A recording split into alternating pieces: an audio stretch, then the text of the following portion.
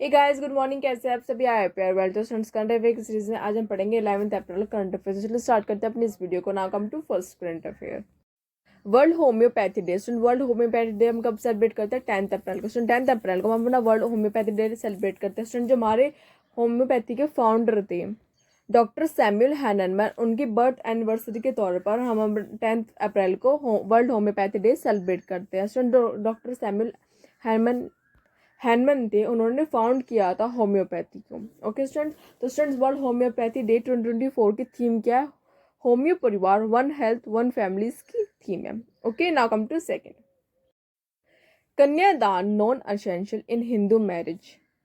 Students, Allahabad court ने ऐसा कहा है, एक वर्डिक्ट दी है कि कन्यादान नॉन असेंशियल है हिंदू मैरिज एक्ट में। मतलब जो हिंदू मैरिज एक्ट है उसमें अब कन्यादान असेंशियल पार्ट नहीं रखा गया है। A bench of Justice Subhash Vidyarthi clarified that Kanyadan is not mandatory for Hindu Marriage Act 1955। जो हमारे हिंदू मैरिज एक्ट है वो 1955 में आया था। स्टूडेंट्स, इस एक्ट के तहत जो हमारे सुभाष विद्यार्थी जी हैं उन्होंने ऐसा क्लैरिफाई किया कि कन्यादान मैंडेटरी नहीं है। स्टूडेंट्स, ये किस वजह से क्लैरिफाई किया? स्टूडेंट्स, एक कपल था, उस कपल ने अपनी डिवोर्स की फाइल इलाहाबाद कोर्ट में रजिस्टर करवाई थी। स्टूडेंट्स, उस कोर्ट में ऐसा कहा गया था कि जो इन लॉज थे उन्होंने ऐसा बोला था कि हमारी शादी में कन्यादान नहीं हुआ था, जिसकी वजह से मैं शादी को लीगल नहीं मानता हूँ, इलीगल मानता हूँ। तो स्टूडेंट्स, ऐसे में जो हमारे सुभाष विद्यार्थी जी हैं उन्होंने ऐसा बोला कि कन्यादान मैंडेटरी नहीं है हिंदू मैरिज एक्ट के तहत। ओके स्टूडेंट, इसमें ऐसा बोला गया जो सेक्शन 7 है हिंदू मैरिज एक्ट का, जिसमें जो 7 फेरे होते हैं, जिसे हम 7 स्टेप्स कहते हैं, 7 फेराज को, उनकी वजह से ही जो एक मैरिज होती है वो मैरिज डिक्लेयर की जाएगी। ओके, मतलब जिस भी मैरिज में 7 फेरा होंगे वो ही मैरिज डिक्लेयर की जाएगी अंडर हिंदू मैरिज एक्ट 1955 के तहत। ओके, अब हम थोड़ा सा पढ़ते हैं हिंदू मैरिज एक्ट 1955 के बारे में। क्या क्या इसके कुछ एसेंशियल्स इंपॉर्टेंट पार्ट हैं। स्टूडेंट्स, हिंदू मैरिज एक्ट के तहत सेकंड मैरिज तभी अलाउड होगी जब या तो हमारा डिवोर्स हो चुका होगा या फिर जो हस्बैंड वाइफ है, जो स्पाउस है, उनकी डेथ हो चुकी होगी। ओके, ये तो हमारा फर्स्ट एसेंशियल पार्ट है। सेकंड क्या है? स्टूडेंट, हिंदू मैरिज एक्ट में एक लीगल एज बताई गई है 21 मैन के लिए और 18 वुमेन के लिए एक लीगल एज बताई गई है। Okay, now come to third.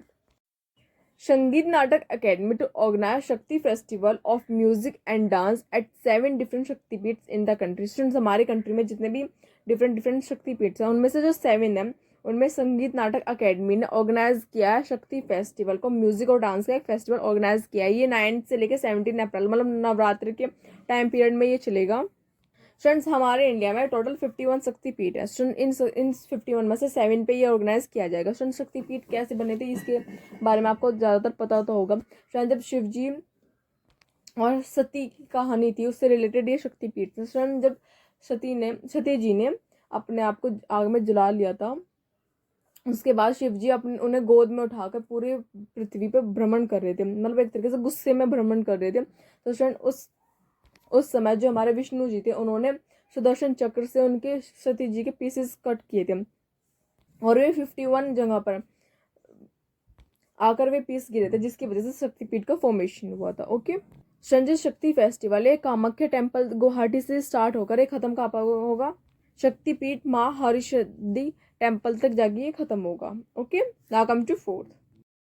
Manoj Panda is a new member of 16 finance commission. जो मनोज पांडा जी है वो नई 16 फाइनेंस कमीशन के मेंबर बने हैं। ये फुल टाइम मेंबर बने हैं। जो हमारे 16 फाइनेंस कमीशन है वो कॉन्स्टिट्यूट कब हुई थी? 31 दिसंबर 2023 में कॉन्स्टिट्यूट हुई थी। किसकी चेयरमैन, उसके चेयरमैन कौन है? श्री अरविंद पेंगराय जी इसके चेयरमैन है। ओके स्टूडेंट्स, जो हमारे फाइनेंस कमीशन होता है ये under by president under 280 article of the constitution से ये कॉन्स्टिट्यूट होता है। Okay, now come to fifth. 111-old John Alfred Tennis Wood from England become world's new oldest man. Since 111 year के इंग्लैंड के John Alfred tennis would बने हैं world के सबसे ओल्डेस्ट मैन। सिंस अभी प्रीवियस एक वर्ल्ड रिकॉर्ड होल्डर थे 114 year old के जॉन विंसेंट पर्स, जिनकी डेथ हो चुकी है, वो वेनेजुएला कहते हैं, उनकी डेथ हो चुकी है। उनकी डेथ होने के बाद ये रिकॉर्ड किसके पास आ गया? इंग्लैंड के जॉन एल्फ्रेड टेनिस वुड के पास ये रिकॉर्ड आ गया। Okay, now come to sixth. Uttarakhand government to evaluate the risk of glacier lake outburst first.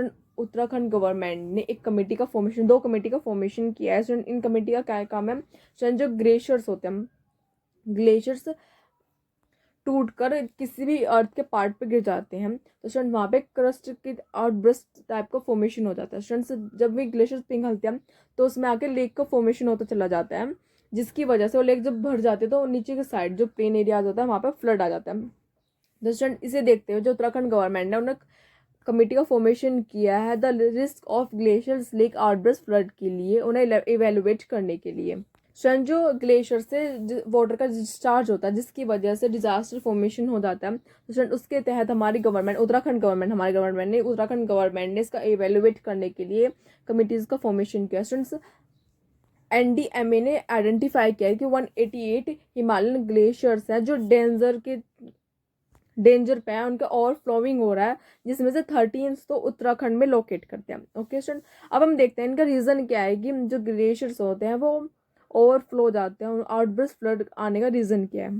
Student जो ग्लेशियर्स कॉल्विंग की वजह से हो जाता है, और वहीं जो हमारे जो बड़े बड़े ग्लेशियर्स होते हैं उनमें से कुछ आइस का पार्ट चंक्स हो जाता है, वो आकर लेक्स में गिर जाता है, जिसकी वजह से भी फ्लड आने का काफ़ी ज़्यादा चांसेस हो जाता है। Okay, now come to 7th। India received fresh batch of IGLAS air defense system from Russia to be deployed at LAC। Student India ने रिसीव किया एक फ्रेश बैच IGLAS का। स्टूडेंट IGLAS क्या है ये? स्टूडेंट ये एक मैन पैड्स है, मतलब मैन पोर्टेबल एयर डिफेंस है, जिसे LAC पे लाइफ ऑफ एक्चुअल कंट्रोल पे इन्हें डिप्लॉय किया जाएगा। स्टूडेंट बेसिकली जो पाकिस्तान से हमारे ऊपर जो टेररिस्ट अटैक होते हैं, जो चाइना से अटैक होते हैं, उनके लिए ये डिप्लॉय किए जाएंगे। इनका एम क्या है? To enhance the enemy very short range air defence capability. Student जो आर्मी की वेरी शॉर्ट रेंज में इन्हें लगाने का मेन एम है। ओके, ये थी हमारा आज की current affair. If you like the video give it thumbs up and press the button. Thank you so much, bye.